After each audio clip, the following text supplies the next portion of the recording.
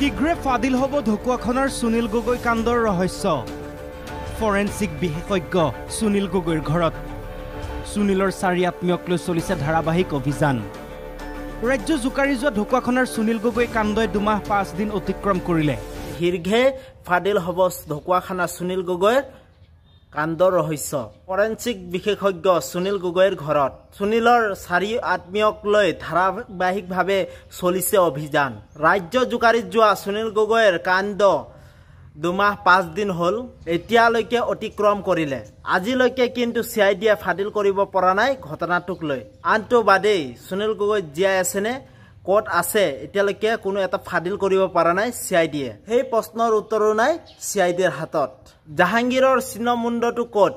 তাৰো তথ্য প্ৰকাশ কৰিব পৰা নাই সিআইডিয়ে অভিযানৰ পিছত অভিযান চলিছে আৰু জেৰাৰ পিছত জেৰা চলিছে ভয়ংকৰ ৰহস্য হুমাই পৰিছে সুনীল গগৈ আৰু সুনীল গগৈৰ পৰিয়ালটি কিন্তু ব্যৰ্থ সিআইডি সোমবাৰে হাপতিয়া চেতিয়া গাঁৱৰ সুনীল গগৈৰ ঘৰত উপস্থিত হল সিআইডি আৰু ফৰেনচিকৰ দল সুনীল গগৈৰ ঘৰত গৈ তেওঁলোকে পৰীক্ষা কৰিলে বিভিন্ন তন্নতনকৈ তেওঁলোকৰ ঘৰৰ আশপাশ আৰু তেওঁলোকে চালে সুনীলৰ সহযোগী থকা তেওঁলোকৰ ঘৰটো আৰু বিভিন্ন কথা হুদা পোছা কৰিলে সুনীলৰ পত্নী আৰু তেওঁলোকৰ পৰিয়ালক আৰু সিআইডিয়ে তেওঁলোকৰ হুদা পোছা কৰাৰ পিছত মঙলবাৰে তেওঁলোকৰ কাৰ্যালয়ত উপস্থিত হলগৈ আৰু তেওঁলোকৰ চাৰি আত্মীয় যেহেতু নেকি সৌৰভ গগৈ জিন্তু গগৈ আৰু হেমন্ত গগৈ আৰু তেওঁৰ ভাতৃ আৰু তেওঁৰ হালপতি বিবেক গগৈ সোমবাৰে জেৰা তলব কৰিছিলে তেওঁলোকৰ চাৰিওজনক আৰু তেওঁলোকৰ সদৰ থানাত উপস্থিত তেওঁলোকৰ চাৰিওজন জেৰাত আৰু তেওঁলোকৰ উপস্থিত হয় আৰক্ষী থানাত তেওঁলোকৰ চাৰিওজনক পৃথকে জেৰা চলোৱা আৰম্ভ হয় আৰু তেওঁলোকৰ লৈ দিন দুপৰতে তেওঁলোকক লৈ বেলেগ এঠাইত গৈ অভিযান চলালে আৰু এই বিষয়ে জয়ন্ত গোস্বামীক এতিয়ালৈকে জেৰা কৰা নাই ঘুষখোৰ জয়ন্ত গোস্বামীক সিআইডিয়ে কিয় নাই কৰা জয়ন্ত গোস্বামীক ঘুষখোৰ জয়ন্ত গোস্বামীক কিয় জেৰা কৰা নাই সিআইডিয়ে অকল সুনীল গগৈৰ পৰিয়ালক অকল জেৰাৰ পিছত জেৰা কৰি থাকিলে হ'বনে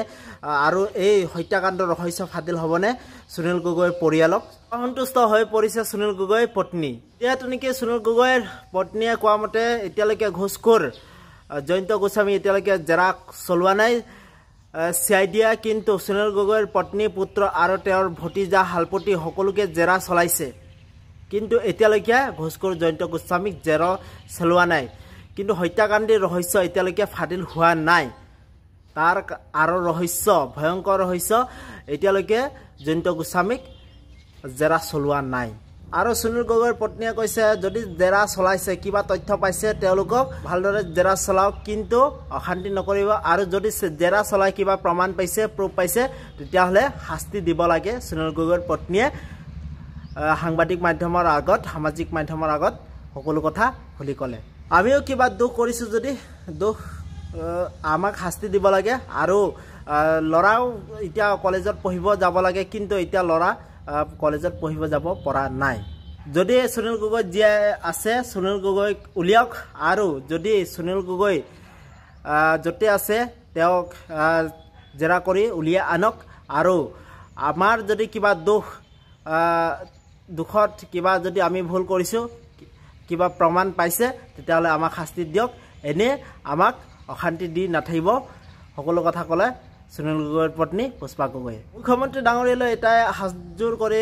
অনুৰোধ কৰিছোঁ যদি মানুহজন যদি সুনীল গগৈ জীয়াই আছে তেতিয়াহ'লে প্ৰমাণ পাইছে তো য'তে আছে তেওঁক উলিয়াই আনক আৰু তেওঁক শাস্তি দিয়ক আৰু আমাৰ পৰিয়ালটো এনেই হাৰাশাস্তি নকৰিব জেৰাৰ পিছত জেৰা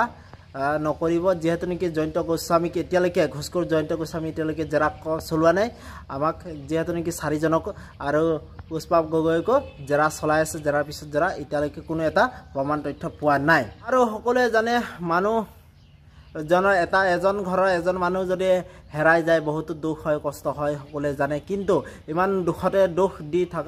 থাকিলে বহুতো কষ্ট হয় আৰু আপোনালোকে গম পাইছে মানুহজন এতিয়া নাই সুনীল গগৈ যদি সুনীল গগৈ আছে তেতিয়া উলিয়াই আনক আৰু শাস্তি দিয়ক যদি সুনীল গগৈ নাই কিবা তথ্য প্ৰমাণ পোৱা নাই কিন্তু এনেকৈ শাস্তি দি নাথাকিব আৰু অশান্তি দি নাথাকিব এখন মানুহ ঘৰত তো মোৰ ভিডিঅ'টো ইমানতে আছিলে তো আপোনালোকে মোৰ ভিডিঅ' যদি চাই ভাল পালে প্লিজ আপোনালোকে লাইক সাবস্ক্ৰাইব আৰু কমেন্ট কৰি জনাব তো ঠিক আছে বাই বাই নতুন এটা ভিডিঅ' আপোনালোকক লগ পাম তো